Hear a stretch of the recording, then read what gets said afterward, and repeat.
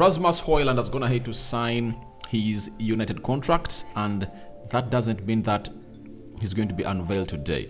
He's going to be unveiled on Saturday. Welcome to United Matters channel. How are you guys and where are you watching us from? Rokan David is my name. You can as well call me Aradi. Follow us on Twitter at Rokani Media Football. That's where you're going to get other stories, and you can as well visit my other sister YouTube channel known as Rokani Media Football, where we do lots of things concerning other teams that are not Manchester United. So we are talking Harry Kane, right?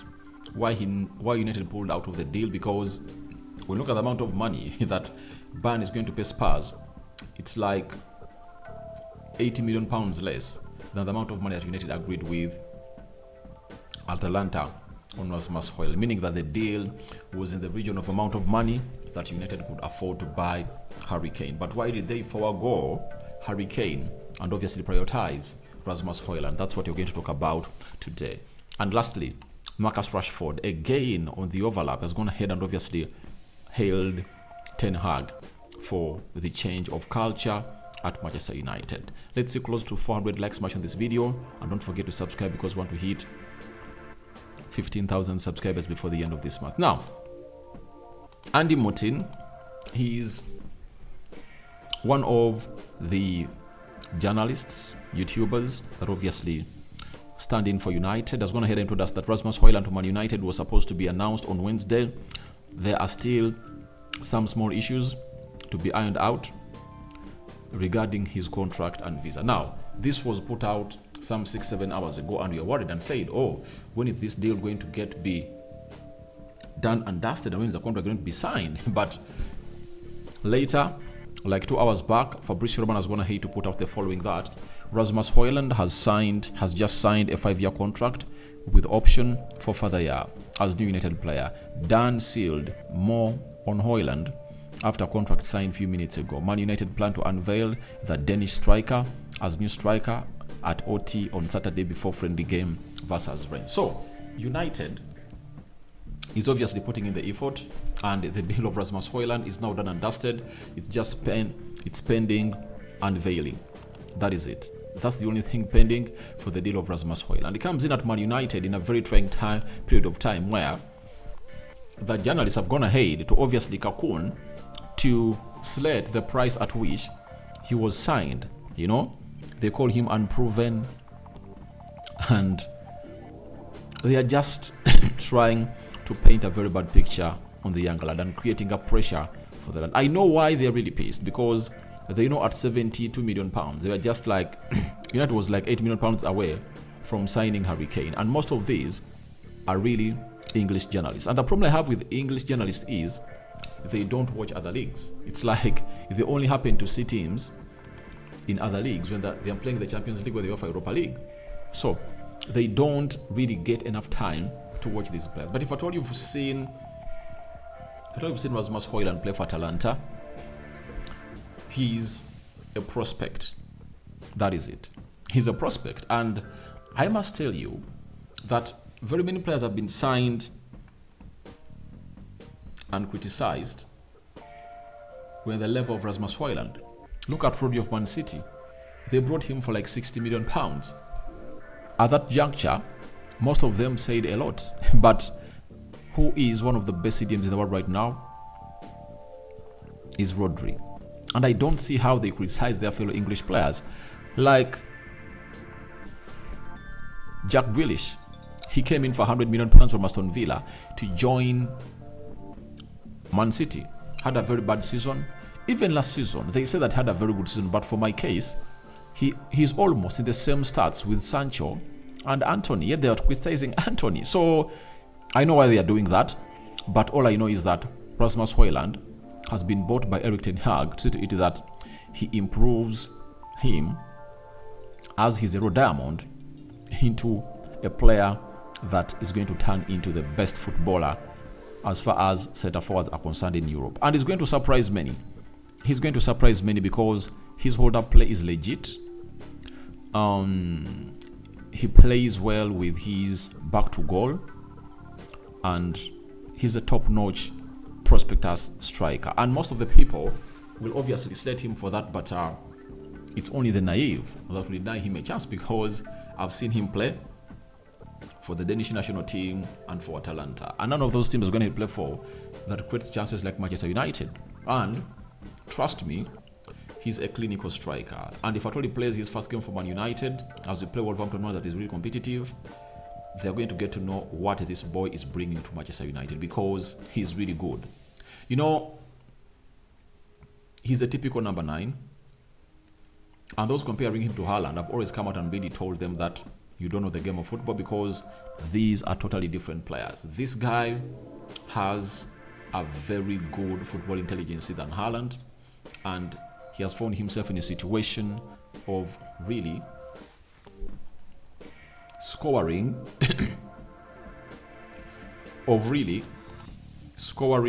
very many games, scoring goals in games that looked like they're not going to see goals go through. And Rasmus Hojlund is the lad for me, and I really bet my money on him that is going to hit the ground running at Manchester United. And his presence is going to help Erik ten Hag concentrate so much onto the likes of Antony and Rashford to creating for him. You know why we saw these wingers go in for shots at goal? It was because for the plenty of the season, Anton Martial, our number 9, was really not present, and that really put us in a situation of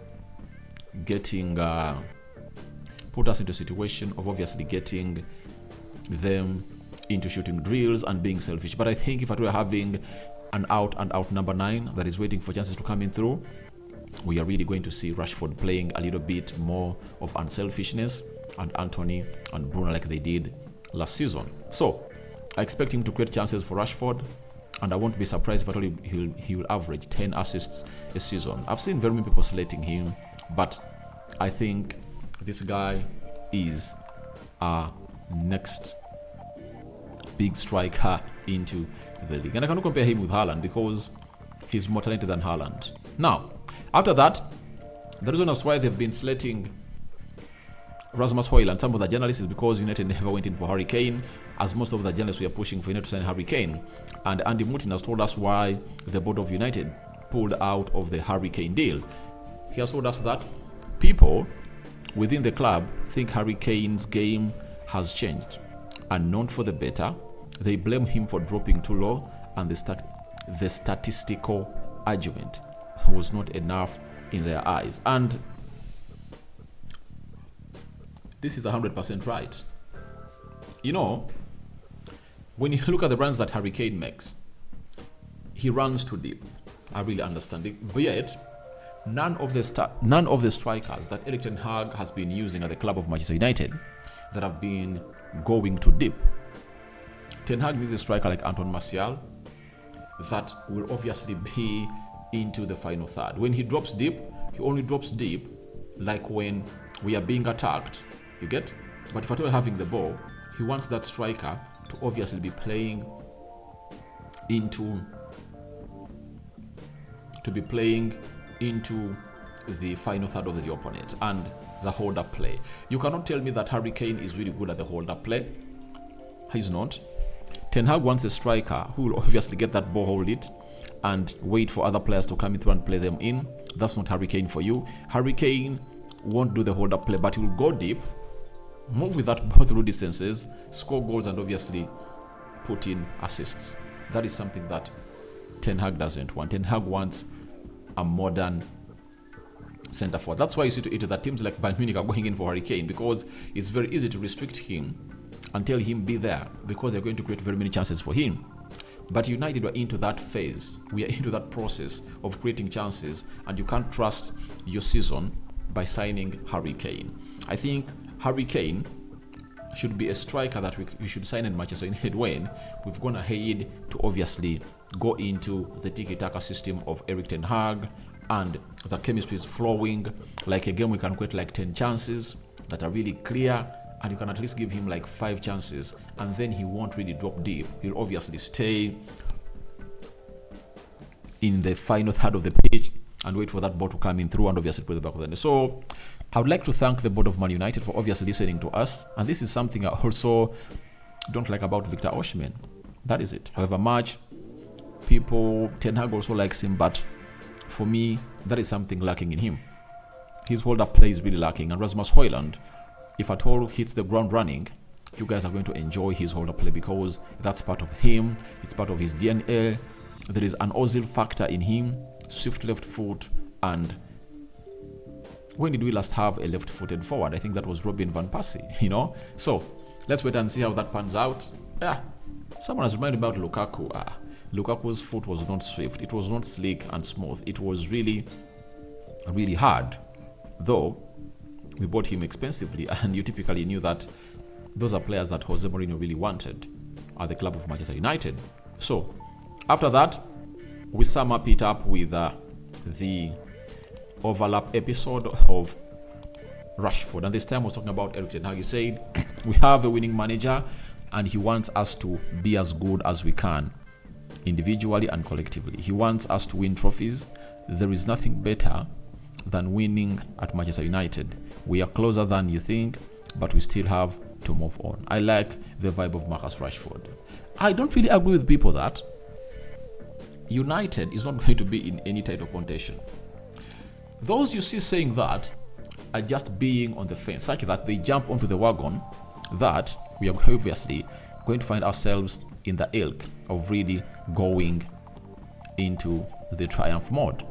Last season, I called up for United to complete in the top 4, and others never gave us a chance, but they jumped onto the wagon when they saw to it that you're going to complete into top 4. And every time we felt like we lost a game and teams like Newcastle, Brighton, Liverpool were coming close to us, they referred themselves back to what they said at the beginning of the season, that I don't see United completing top 4. Guys, if Sofian Amrabat signs for Manchester United, that will be my yardstick of really winning or putting ourselves in a competition to win. Because to win, all you need is to be having quality players.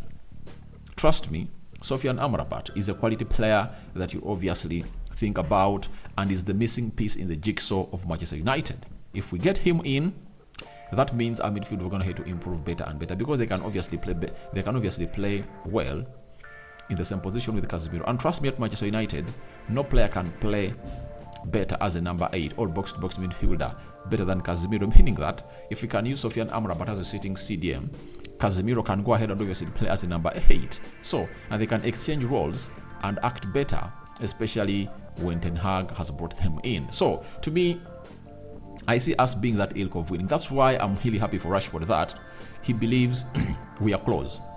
We are close. All what we need is to see to it that Rashford can get us 30 goals a season. Rasmus Hojlund gets us like 20 or 15. Anthony gets us like 15. Martial gets us like 15. You get? Garnacho gets in like 8 or 10. Bruno gets us 10 or 15. That's what we need. If we can collect close to 100 goals in the Premier League, why don't we win the trophy? We are not a team that's going to let in very many goals, because most of the goals that we let in through were really stupid. Like 6-3 against Man City, 7-0 against Liverpool, 4-0 against Brentford. Those are the goals that costed our season. But I don't see that happening this season, because these players are not going to down tools. If at all they downed tools for like 3-4 games out of the 65 games they played a season, I believe that how is it called? I'm forgetting the name of that word. I've forgotten it. But that mode of putting us into losing games, I think it's going to be welcomed by Manchester United. So guys, your thoughts on Rasmus Hojlund signing his United contract are welcome in the comment section below. What do you think? What do you make about Marcus Rashford's thoughts about Erik ten Hag that he wants to winning and believes that United is close to winning? And lastly, Harry Kane, reason why United pulled out of the deal. Do you think that was the reason? Yes or no? Rokan David remains my name. I sign out for now. See you later. I cover you all in the precious blood of Jesus Christ. May the living to God bless you abundantly. I'm out. See you later. Ciao, ciao.